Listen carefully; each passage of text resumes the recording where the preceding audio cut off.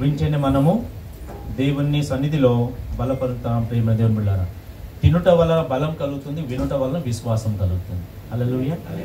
తినుట వల్ల ఏం కలుగుతుంది? వినుట వల్ల ఏం కలుగుతుంది? తినలేదనుకోండి నడవలేము, వినలేదనుకోండి బతకలేదు. అందుకే తినాలే, వినాలి, వినాలే, తినాలి. అందుకే ఈ సమయంలో దేవుని సన్నిధిలో మనము దానికంటే ముందుగా ఒకసారి వాక్యం కంటే ముందు కొన్ని హెచ్చరికలు మీకు నేను చెప్పాలనుకుంటున్నాను. ఎందుకంటే దేవుని సన్నిధిలో మనం వస్తున్నాము, దేవుని సన్నిధిలో మనం ఉంటున్నాం కనుక దేవుని మందిరంలో పాటించవలసిన నియమముల గురించి కొన్ని మాటలు మీతోనూ చెప్పాలని నేను అనుకుంటున్నాను. ఒకసారి చెప్పండి అందరూ. దేవుని మందిరములో పాటించవలసిన నియమములు లేక నిబంధన అనుకోండి, కమిట్మెంట్. ఓకే, దేవుని సన్నిధిలో మనం వచ్చినప్పుడు ఇవి మనకి చాలా అవసరం. ఒకవేళ డిస్ప్లే మీద అయ్యగారు చేస్తారనుకుంటాను. ఇది అందరికీ ప్రతిరోజు మీరు జ్ఞాపకం ఉంచుకోవాలి. మొదటిగా నేను చెప్తున్నాను, దానికి రెఫరెన్స్ కూడా ఉన్నాయి, అధ్యాయాలు కూడా, కానీ నేను అధ్యాయాలు చెప్తలేదు ఎందుకంటే సమయం తక్కువ ఉంది కనుక. అందుకే అందులో మినిమం ఎన్ని ఉన్నాయంటే 12 నియమాలు ఉన్నాయి. ఎన్ని? 12 నియమాల గురించి చెప్పాలంటే చాలా పడుతుంది, కానీ నేను డైరెక్ట్గా చెప్తున్నాను, జ్ఞాపకం ఉంచుకోండి. మొదటిది ఏంటంటే సమయమును పాటించాలి. ఏంటండి? సమయము తప్పకుండా పాటించాలి. సమయం పాటించకపోతే గడియారము అవసరం లేదు, అవి తీసుకొని ఎక్కడలో డబ్బాలో పెడితే మంచిది. వాచ్ చేతి మీద పెట్టుకోవద్దు, ఫోన్లో కూడా సమయం ఉండొద్దు. అందుకే సమయము చాలా ఇంపార్టెంట్ కనుక సమయము పాటించాలి. ఇప్పుడు ప్రార్థనకి 9 గంటలు రావాలనుకోండి, మేము 9 గంటలకి లేచామనుకోండి, అది సమయమా? ఎప్పుడే లేవాలి? 7 గంటలు లేవాలి మినిమం.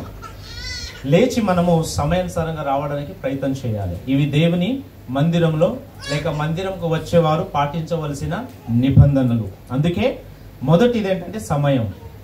రెండవది, అందరితో కలిసి పాడి ప్రభుని స్తుతించి మహిమపరచాలి. ఏంటండి? అందరితో కలిసి, మనం ఒక్కరే పాడుకోవడం కాదు, కానీ అందరితో మనము కలిసి దేవుని సన్నిధిలో స్తుతించి ఆయనను మనము మహిమపరచాలి. ఇది రెండవదిగా.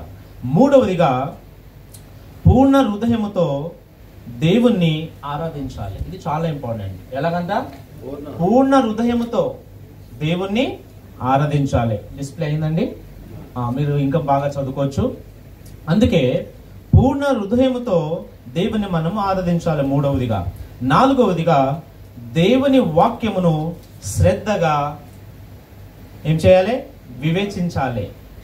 దేవుని వాక్యము శ్రద్ధగా మనము లేక వినాలి అనుకోండి. ఐదవదిగా, ప్రార్థనలో ఏకీభవించాలి. ప్రార్థన చేసినప్పుడు మనం మౌనంగా ఉండకూడదు. ఏం చేయాలి? ఏకీభవించాలి. ప్రార్థనలో ఏకీభవించినప్పుడు మనం ప్రార్థనలో ముందుకు వెళ్తాం. అందుకే ఆరవదిగా, కృతజ్ఞత కానుకలు చెల్లించాలి. ఇది దేవుని సన్నిధిలో ఉండవలసిన నియమములు. ప్రియమైన దేవుని బిడ్డలారా, మళ్ళీ సంఘ క్రమాన్ని పాటించాలి. ఏమండి? సంఘ ఒక చర్చ్ ఒక కమిట్మెంట్ లేక క్రమ పద్ధతి ఏముంటాయో అవన్నీ పాటించాలి. మళ్ళీ ఏంటంటే 8వది, దేవుడు నిన్ను అప్పగించిన కృపావరమును పరిచర్యములో నమ్మకముగా వాడాలి లేక చెయ్యాలి. దేవుడు మనకి ఏం కృపావరములు ఇచ్చారో, దేవుడు మనకి ఇచ్చిన వరమును బట్టి మనం దేవుని సన్నిధిలో నమ్మకముగా వాడబడాలి. ప్రియమైన దేవుని బిడ్డలారా, 10వదిగా, సంఘ నాయకత్వానికి లోబడాలి. ఏం చేయాలి? సంఘ నాయకత్వంకి తప్పకుండా లోబడాలి. మళ్ళీ చివరి మాట ఏంటంటే దేవుని సన్నిధిలో 11వది, దేవుని సన్నిధిలో నీ ఏకాగ్రతను పరిహరించి దేనినైనా, ఉదాహరణ ఒకవేళ సెల్ ఫోన్ అనుకోండి, దేవుని సన్నిధిలో నీ ఏకాగ్రతను హరించి దేనినైనా, ఉదాహరణగా ఒక సెల్ ఫోన్ అంటే దేవుని సన్నిధి నుంచి మనకి ఏది దూరం చేయకూడదు. దేవుని సన్నిధి నుంచి మనకి ఏది మనం ఎడబాపవద్దు. అందుకే ఉదాహరణకు ఒక సెల్ ఫోన్ అనుకోండి. ఇప్పుడు సెల్ ఫోన్ ఏమైంది? చర్చిలో కూడా వచ్చిన తర్వాత సెల్ ఫోన్ మనం ఆన్ చేస్తుండటం వలన దాని నుంచి వచ్చేది ఏమీ ప్రయోజనం లేదు. అందుకే అవన్నీ పాటించాలి. చివరిది, చిరునవ్వుతో అందరినీ పలుకరించి వందనాలు తెలపాలి. ఒకసారి నవ్వండి అందరూ. హల్లెలూయా. ఎలాగంట? ఇది చాలా ఇష్టమైంది నాకు. ఇది 12వ మాట. ఇది చిరునవ్వుతో ఇలా ముఖం వేసుకొని బాధ పెట్టే విషయంలో మనం ఉండకూడదు. చిరునవ్వుతో మనం అందరితో కలిసి నవ్వుతూ వందనాలు చెప్పాలి, లేక ప్రైజ్ లార్డ్ చెప్పాలి. మీ లోపల ఎంత బాధ ఉన్నా పర్వాలేదు, కానీ పైకి మాత్రం నవ్వుతూ ఉండాలి. హల్లెలూయా. పైకి మాత్రం కాదు, హృదయంలో కూడా హ్యాపీగా ఉండాలి.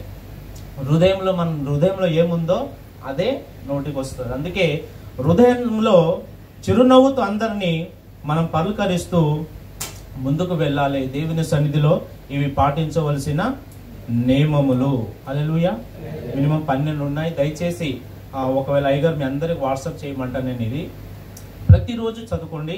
అలాగే ప్రతిసారి దేవుని సన్నిధికి వస్తున్నప్పుడు ఇవి చదువుకొని రండి. ఇవి పాటిస్తే మీరే ఆశీర్వదింపబడతారు. ఒకసారి దేవుని వాక్యములకు మనం వెళ్దాం. హగ్గయి 2వ అధ్యాయము 23వ వాక్యం చదువుకుందాం. Praise the lord. Thank you Jesus.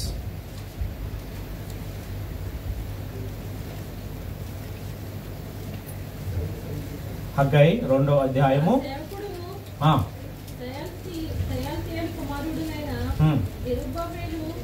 నేను నిన్ను ఏర్పరచుకొని ఉన్నాను గనుక ఆ దినమున నేను నిన్ను తీసుకొని ముద్రా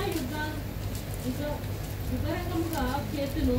ఇదే సైన్యములకు అధిపతి యెహోవా. ఆమేన్. హల్లెలూయా.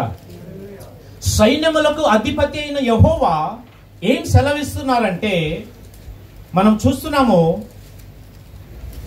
జెరుబ్బాబెల్ని ఏమంటున్నాడు దేవుడు అంటే, నేను నిన్ను ఏర్పరచుకున్నా